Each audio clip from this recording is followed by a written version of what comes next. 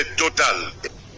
Malgré notre bonne foi et l'accord récemment entériné, force est de constater que le Rwanda viole déjà ses engagements. Au lendemain même de la signature des unités des forces de défense du Rwanda, ont conduit et appuyé des attaques à l'arme lourde tirées depuis la ville rwandaise de Bugarama, provoquant de lourds dégâts humains et matériels, notamment dans les localités de Kaziba, Katogota et Lubarika au sud Kivu, rompant ainsi le cessez-le-feu.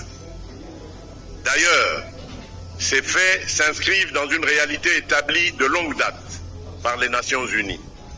En effet, le groupe d'experts sur la République démocratique du Congo, dans son rapport final du 23 juin 2025, puis réitéré au 19 septembre 2025, conclut que les RDF exercent la direction et le contrôle effectif des opérations de l'AFC M23, engageant ainsi la responsabilité de l'État rwandais.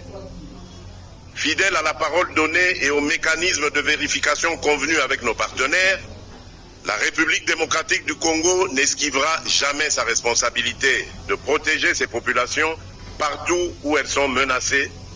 Elle privilégiera la voie diplomatique, mais ne renonce ni à sa souveraineté ni à la sécurité de ses citoyens.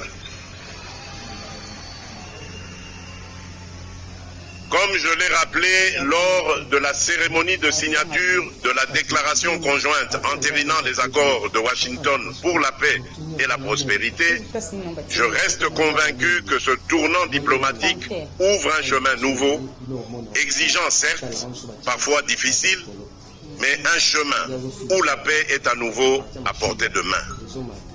La République démocratique du Congo, comme je m'y suis engagé, y prendra toute sa part, avec dignité et constance aux côtés de ses partenaires.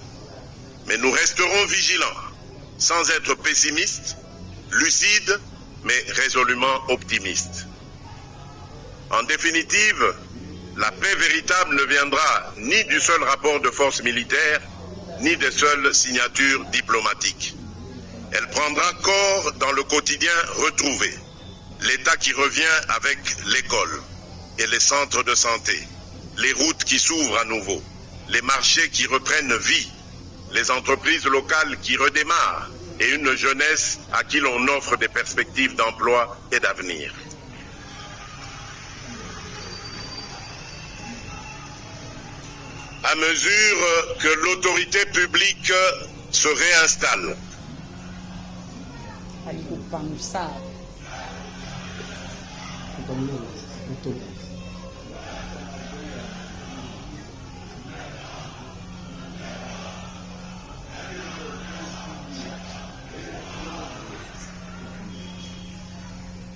À mesure que l'autorité publique se réinstalle, notre cap est sans équivoque. Stabiliser durablement les espaces reconquis et organiser le retour progressif, sûr et digne de nos compatriotes déplacés. La reconstruction de l'Est sera à cet égard l'un des axes les plus déterminants de notre action. Tant qu'un seul village, tant qu'un seul quartier, tant qu'une seule colline de ce pays restera sous la menace des armes illégales, je considérerai que notre tâche n'est pas achevée.